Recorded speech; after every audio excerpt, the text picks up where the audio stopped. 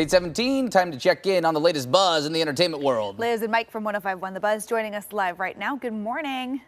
Morning. Good morning, guys. Good morning. Okay, so Pete Davidson left quite the voicemail for somebody at PETA after they, gave some opinions on his new puppy. Yeah, and we can't talk about all the words that he said because some of them are a little too crass. But so he was seen getting a new puppy and he bought the dog instead of adopting it. And someone from PETA got on TMZ and slammed him for that. Like, how dare he not adopt for the dog? And so the voicemail he left was basically letting them know, I'm actually allergic to dogs. The only dogs I can be around are the hypoallergenic, like it's a very specific breed, and that his mom's dog just passed away. And this is a replacement dog for his mom's dog. And he kind of goes off on the person. And it's just proof you never know what somebody's going through. Like, obviously save as many furry friends as you can, but if he's allergic, he's allergic.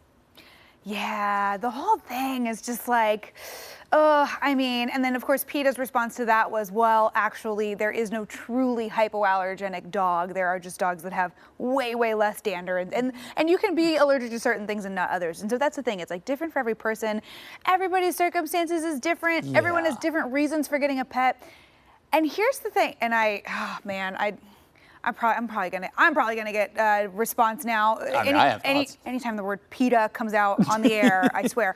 But here's the thing. I feel like sometimes stuff like this is what turns people off to, it's like I fully agree with the message of treating animals with respect and trying to do the right thing. And there are always more things that we could all be doing to make this world a better place. Absolutely. But you run the risk of turning people off completely to some of the things you're trying to do. Yeah. When you go after a family that is grieving and is just happy to have a new puppy in their home. Well, and I'm a firm believer.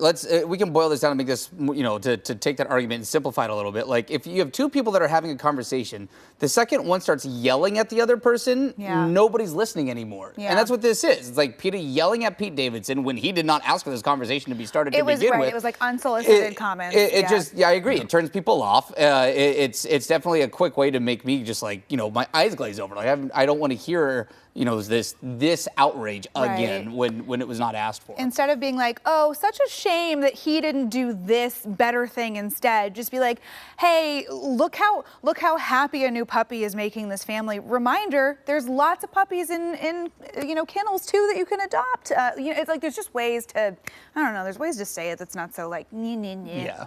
No, I totally agree with you guys. Their approach has always been a little bit controversial, especially when it comes to sending message via celebrity. But why go after Pete Davidson? This guy's been out of the limelight. He struggles with his mental health. He's open about that. He's on and off social media. And then this happens. And then they double down on it on the backside of it, which is just preposterous to me. Yeah, there's a better way to go about it. And Pete did come back and say, apologies for the crude language in the voicemail, but he will not apologize for standing up for, and defending his family, because they're not in the spotlight. They didn't ask to be, thrown into the media frenzy. Anyways, I hope we're probably all going to get an email. So let us know if you hear from PETA, because I'm sure we will. Yeah, okay, let's move on. Yes, let's do that. This when we tease this, even my own ears perked up. So apparently we have not been getting the lyrics or the message to It Wasn't Me by Shaggy right this whole time. What was he supposed to mean? I don't know, it seems pretty clear. You've been getting it wrong for 2 decades at this point. So he did an interview with People magazine, and he said it's actually an anti-cheating song, because if you make it all the way to the end of the song at the lyrics, the person sees the error of their ways and is like, oh, I did mess up. I'm not going to do this anymore. But Shaggy said nobody ever makes it to the end. And I don't know, put it at the beginning and then let us go on the journey with you. Who's paying attention to the last few words of the song?